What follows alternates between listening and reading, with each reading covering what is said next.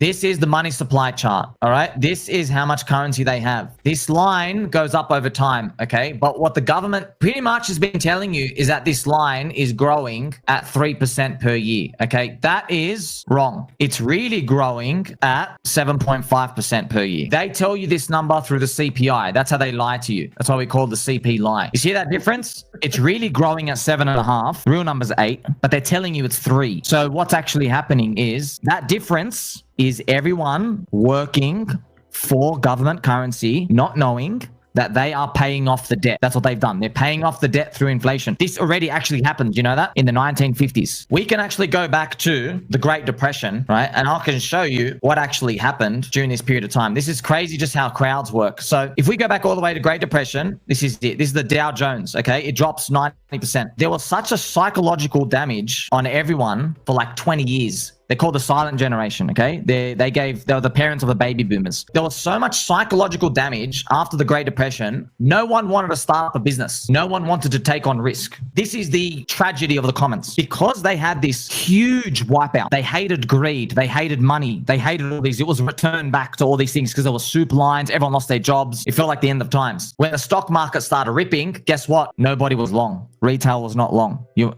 want to know why? Because they just saw this devastation. Guess what they were holding during this period of time? Government bonds. You want to know how much they rorted everybody? In a 10-year period, I'm not making this up, people lost 60% of their purchasing power. They wanted bonds because they're safe and guaranteed. So everyone thought they were getting their nice 3.5% yield because they hated the stock market of everything dropping 90%. It was scarring them. So in that 10-year period of time, guess what the real inflation rate was? 10% per year. The government paid off all the World War II debt. So what we're showing you is they're doing it right now. When I'm telling you they're printing at 8%, but they're only telling you it's 3, it's actually happening in right now. You're being cooked slowly. It's like the boiling frog analogy.